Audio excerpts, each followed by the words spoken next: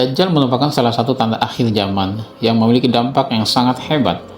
Menurut beberapa pendapat, Dajjal takut pada sesuatu. Kemunculan Dajjal sebagai petanda kiamat disebutkan dalam beberapa hadis sahih. Salah satunya berasal dari riwayat Hudzaifah bin Usaid, sebagaimana yang terdokumentasikan dalam kitab Nihayatul A'lam karya Muhammad Al-Arafi. Hudzaifah mengisahkan bahwa suatu hari Nabi SAW bertemu dengan para sahabat ketika mereka sedang bercakap-cakap. Beliau SAW lalu bertanya, "Apa yang sedang kalian perbincangkan?" Mereka menjawab, "Kami sedang memperbincangkan hari kiamat."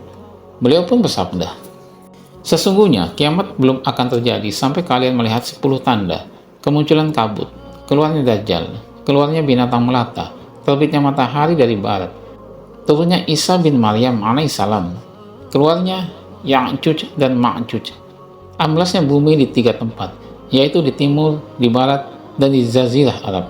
Lalu yang terakhir, api yang keluar dari Yaman, yang akan menggiring manusia ke padang mahsyar." Hadis riwayat Muslim. Hadis ini juga termuat dalam Musnad Ahmad dan Sunan Al-Arba'ah.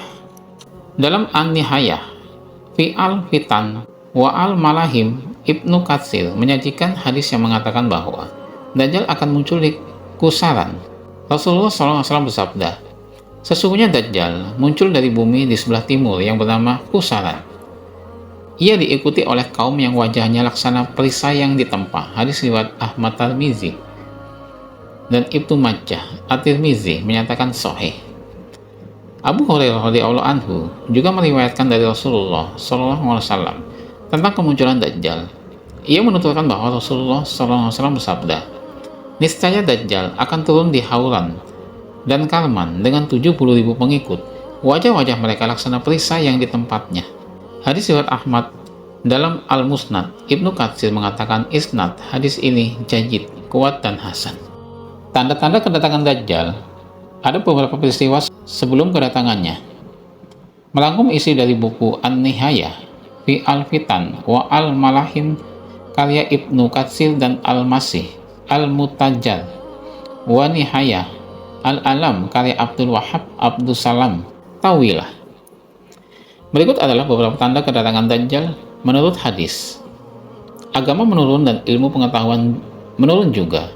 Beberapa orang menyebutkan bahwa Dajjal akan muncul saat jumlah orang beragama semakin berkurang.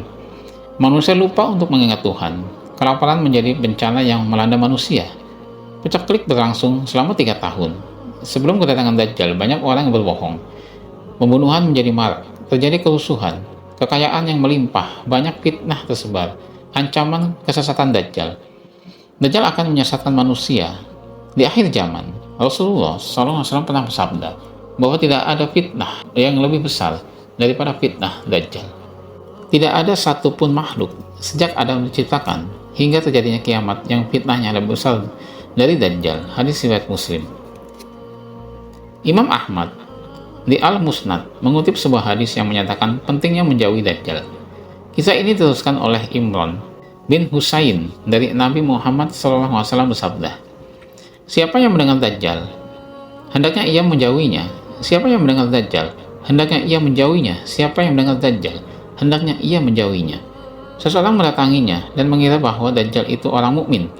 Orang itu tetap bersamanya karena ia memiliki syubhat, sehingga orang itu mengikutinya.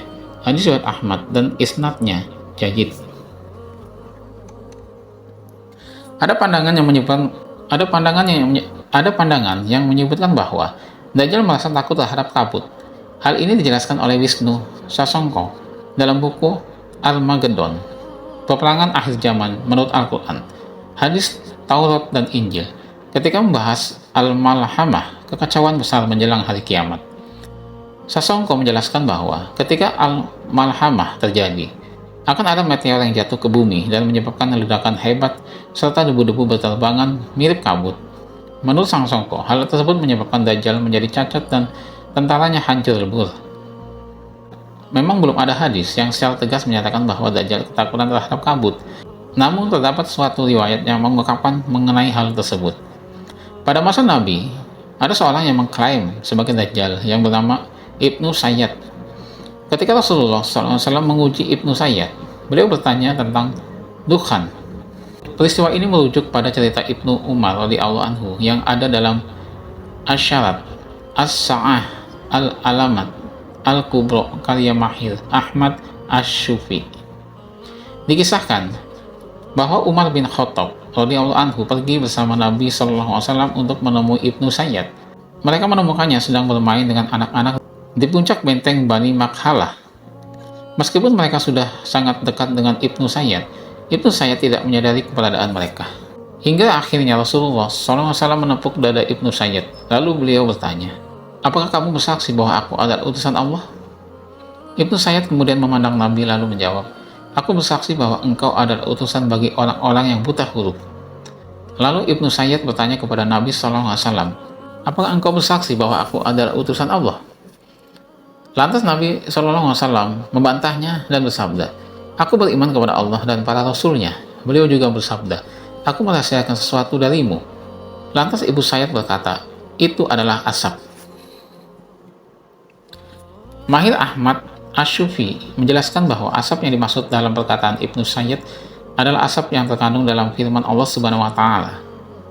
Maka, nantikanlah hari ketika langit mendatangkan kabut asap yang tampak jelas. Quran Surat Ad-Dukhan ayat 10. Setelah itu Rasulullah SAW bersabda, "Nyalah kamu, karena kamu tidak akan bisa mengubah takdirmu." Umar bin Khattab radhiyallahu anhu saat itu ingin membunuh Ibnu Sayyad. Namun Rasulullah SAW menukas, "Jika dia memang Dajjal, kamu tidak akan mampu melakukannya. Tetapi jika dia bukan Dajjal, maka membunuhnya tidak bermanfaat bagimu." Hadis riwayat Bukhari. Imam An-Nawawi menyatakan bahwa tidak jelas apakah Ibnu Sayyad adalah Dajjal atau tidak. Meskipun demikian, menurutnya, Ibnu Sayyad adalah seorang penipu dan Nabi Muhammad SAW tidak pernah memastikan apakah dia benar-benar Dajjal. Wallahu a'lam bishawab. Assalamualaikum warahmatullahi wabarakatuh.